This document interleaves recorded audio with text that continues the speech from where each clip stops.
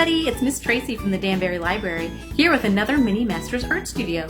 Today we're going to be learning about landscape artist Georgia O'Keeffe, and we're going to be learning how to draw really big. Are you ready to learn more about Georgia O'Keeffe? Let's do it. Today's biography on Georgia O'Keeffe is by Rachel Rodriguez. Georgia O'Keeffe, A World of Wonder. Georgia Toto O'Keeffe was born in Sun Prairie, Wisconsin on November 15, 1887, at her parents' farmhouse. She had an older brother, a younger brother, and 4 younger sisters. O'Keeffe was born at a time when women were not allowed to vote. Women artists were unheard of and even considered freakish. Her parents wanted her to be an art teacher. Still, she pursued an art education. She attended the Art Institute of Chicago and the Art Students League in New York City. O'Keeffe taught at public schools in Texas and at the University of Virginia. In her free time, she did her own painting, keeping her efforts private from the other teachers. She followed her art and her distinct voice and held fast to her dream of earning a living as an artist. In New York, photographer Alfred Stieglitz first showed her work in a gallery. The exhibit piqued art lovers' curiosity. More and more people became loyal fans of O'Keeffe's work. She became friends with Stieglitz, who encouraged her painting, and eventually they married. At age 30, she had her first solo gallery exhibition, and she sold her first painting, which showed a train moving through the twilight. She made frequent trips to New Mexico, a place of vast spaces and arid beauty that inspired her work. Eventually, she left Manhattan and moved to New Mexico for good. Although she died at the age of 98 on March 6, 1986, O'Keeffe's popularity continues to grow. Museums around the world, including the Georgia O'Keeffe Museum in Santa Fe, New Mexico, still show her work. O'Keeffe's bold, creative spirit and determination to live as an artist made a lasting contribution to the art world. To this day, her work encourages new generations of artists to see the world through their own eyes and to share that vision with others.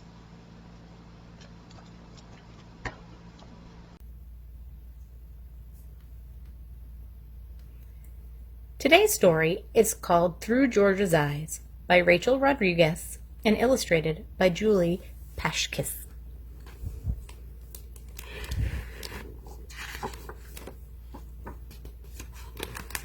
Through Georgia's Eyes.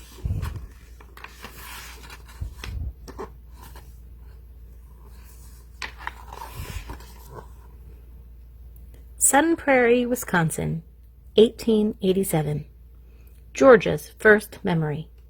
She will always remember these colors and the brightness of light, and light all around.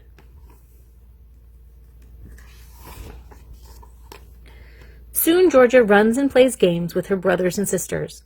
Her father gives her sweets and plays Irish tunes. Her mother reads stories and cares for the younger children. Everyone works hard on the farm. Georgia roams the prairie. The trees and land keep her company. Pencil and sketch pad comfort her. She discovers she likes to be alone. Seasons melt into seasons on her family's farm. Georgia struggles to show on paper what she sees. At 12, she takes painting lessons. She tells her friend, "I'm going to be an artist." But in 1899, only boys become artists. A girl wishing to be one is scandalous. Georgia sees life differently. She paints and paints. Hours pass without notice. She wonders if she can achieve her dream. She walks around a lake and hikes into the woods. Everywhere she looks, shapes hum and sing to her. At art school, brushes and canvas become her language. Paint speaks for her. Watercolor and oil are her words. For a time, Georgia lives in the city. She walks through canyons of concrete. She misses the outdoor world. The sun steals a bite from the skyscraper. A faraway place, open sky and land calls her. The wideness and wonder of the world amaze Georgia. She wants to share this magic with others. Flowers delight her. She paints them as giants. People stop to stare. Georgia's flowers make them feel like tiny butterflies flitting through the universe of her garden.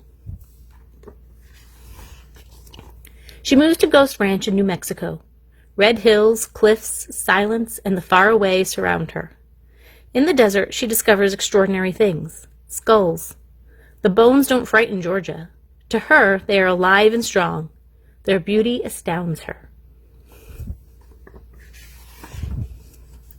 Georgia expresses feelings in her own way. Words work. But for her, the color blue says it better. Or red. Or a seashell. A pale bone. Sunset. The trees and hills whisper their secrets. They are friends, always there for her. A canyon calls her. From the bottom, at dusk, she sees a long line of cows above, black lace against a dusty sky.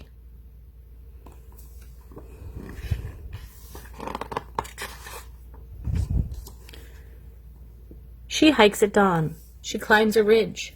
The land enchants her.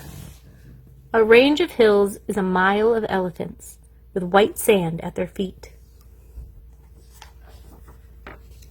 Sometimes her chow-chow tags along. He hops around rocks and chases antelope. They float ahead of her yelping dog. Georgia follows them. She breathes in the dawn. A sea of sage covers the plain before a mountain, like waves lapping against a shore.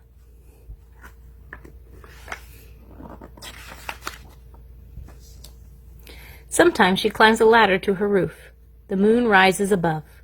Beneath a giant canvas of inky night and silvery stars, Georgia dreams. Even now, Georgia can show you the world as she sees it. Open your eyes and walk along. See the colors? Hear the shapes singing? No need to hurry. Just lean in. Look closer, and closer still. There, the wideness and the wonder of the world. The end.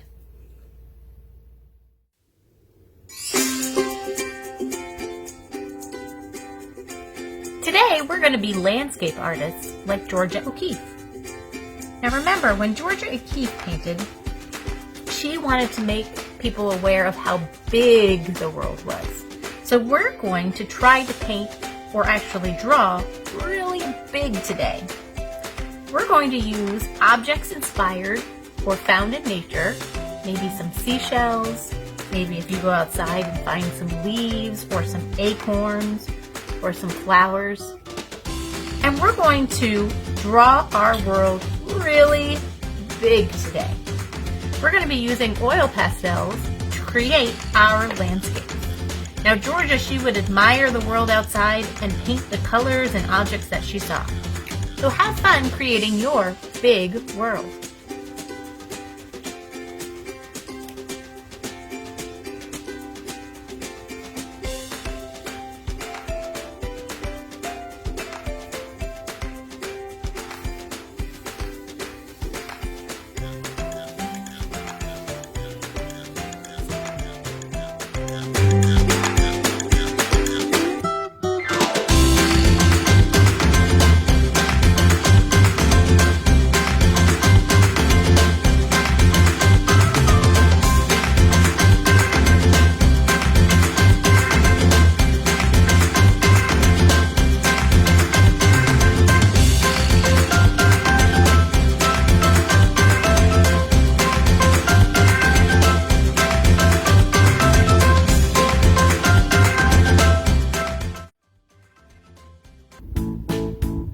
Great work, everybody. I can't wait to see your landscapes and nature images. Don't forget to send them to me so that I can share them on our website. I hope that you've had fun learning about all the different artists this summer with our Mini Masters program. Don't forget to log your final minutes in the Beanstack app, and I hope to see you this fall for some more virtual programs. Bye!